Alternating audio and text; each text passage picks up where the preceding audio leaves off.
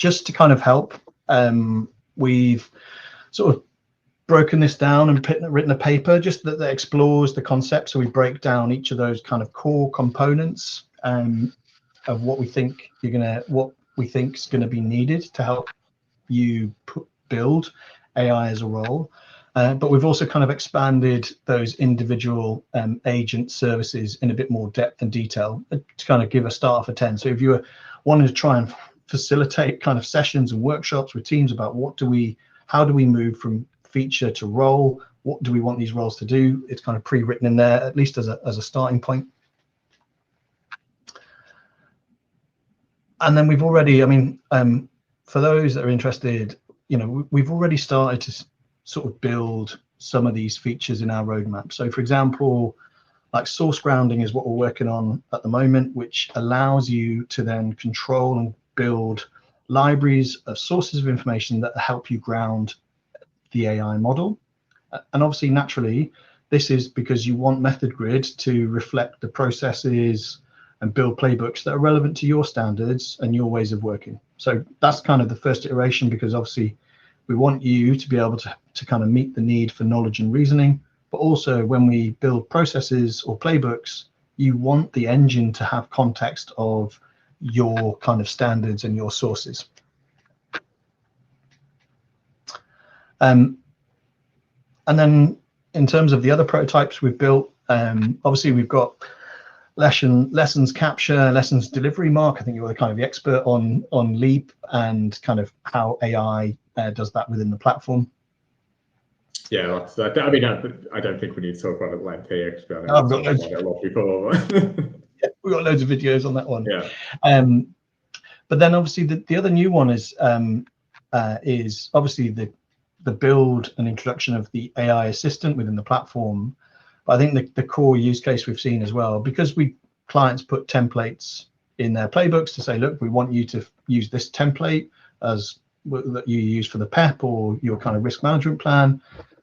It's only natural that, well, if we have the template and if we have the kind of knowledge and the quality criteria that people need to meet, essentially then AI can then use that information, have context about the project, and then help work with the user to draft the kind of work through it kind of section by section and give you a first draft.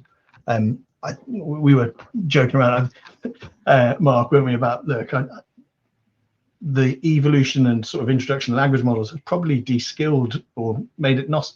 We don't really judge people on their ability to write documents and how well they've used English and language, because essentially now not that we'll become fully dependent on it, but language models can do it a lot quicker, a lot more consistent with it, and get us the kind of copy that we want quickly. Yeah, I think the skill kind of moves up a level, right? Instead of sort of writing these documents yourself, your people are more in the role kind of reviewing them and almost sort of an editor role rather than the actual person writing it. So yeah,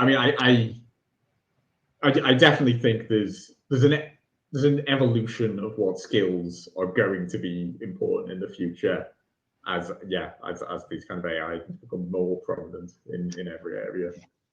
I think the language model is the kind of calculator for maths, isn't it? And I remember a friend I was at university with when we were talking about kind of AI, and especially around how to talk about in education and whether or not students are allowed to use AI for doing certain tasks. And he said it reminds him of when we were at school, of teachers always saying, you're not always going to have a calculator in your pocket with you, whereas now, of course, we all do. In the future, in fact, we're already at the point now where we all have AI models in our pockets. All of our phones can, can act as an AI model or interact with an AI model. So yeah, I think it's definitely, there's a shift in what skills are required. Essentially, that you can ask the AI to do stuff, but you still need the skill to get it to do the right things or to judge its output. Yeah, I think that the critical bit for us on Template Dynamics is, look, I want to use the language model's capability of structuring and writing like structured English or French if it needs to be. But what's critical is I still need the human. I want the human to be in control of the decisioning, the context. Maybe AI's checked and pushed things that I didn't see and suggested sort of, by the way, you haven't seen X, Y, and Z. Can we chat about that? But essentially, you want the human, the expert to be, these are the kind of objectives. This is what I want to say. Does it right? Go and draft that. I still think we want the human to be the controller. But again, you want AI to be, by the way, you might have forgotten this, or you might have forgotten that, or you haven't covered this, and this section requires us to cover, the quality criteria for this section must to say, we need X, Y, and Z to be articulated. But again, oh yeah, I forgot it. Yeah, add that, please. Add that section in. Yeah, definitely. I think the other kind of broader point that's important to make here as well is that we're sort of talking about this AI feature here, and we're kind of on the left-hand side of the timeline we started out with. But I think it's important to point that even when we're building these AI features within MethodGrid, we've got an eye on that future of, we need to build this in a way where in the future we can easily allow clients to substitute their own AI agent into this process when they're going to want to do that in the future. Initially when we release this feature, it's going to be MethodGrid's AI writing the documents, but we are building it in such a way that the specific AI model that's actually generating the document can be substituted out with a client's own AI model when clients are ready to provide that.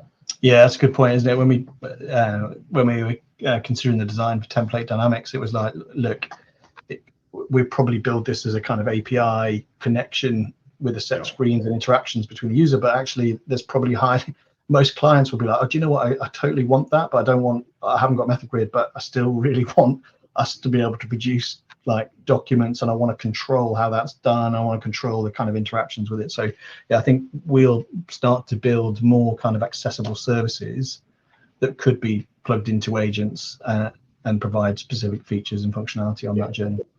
Yeah. I think it's not, when we talk about the AI as a feature and the kind of intelligent systems, it's not, we can build AI as a feature that will work with these intelligent systems in the future. It's not an either or. It's not, we need to rebuild all of the features once we get to that point. If we can build the features in a way that will work with that future that we're kind of imagining is going to happen. Yeah. So yeah, I mean, our kind of sort of reflection, and it's important for us to do it, because obviously this kind of influences our product roadmap and what we want the platform to be able to do. But obviously we recognize that we need to support you guys, you on the journey towards, we want to kind of build AI as a role, and we don't really want MethodGrid to be a blocker of that. And actually, I think some of the clients were actually helping them build the agents actually within their infrastructure and estate. But for us and MethodGrid, look, we recognize that it's going to be your LLM. You're going to say, look, great, MethodGrid use OpenAI and it's kind of in Azure and we're happy with that, but actually no, we want you to plug MethodGrid into our language model in our instance. Definitely it's going to be, look, great, you've got an AI assistant, but actually how can you make MethodGrid integrated into our AI assistant, or at least there's no difference in terms of the experience and interaction. We're going to need to provide data from our platform that integrates with your data fabric, and you may have kind of machine learning on that, and you may have other agents build on it. Like we talked about, it'll be your knowledge. So again, you'll want to source ground the playbook, the concepts that we have in MethodGrid, that it's based on your standards, your documentation. And I think the other point is, look, it's your IP, but I think there's a kind of new IP, which is how good is your agent? How good are the AI roles that you build? I think will be potentially a differentiator that when you take it to a client and say, look, we're the best in construction and we're best in project delivery, we're the best in cost management, but we've got the best set of agents that can analyze and use your data and support our staff delivering projects and services. So I think the kind of AI roles, I think, will become highly, highly valuable.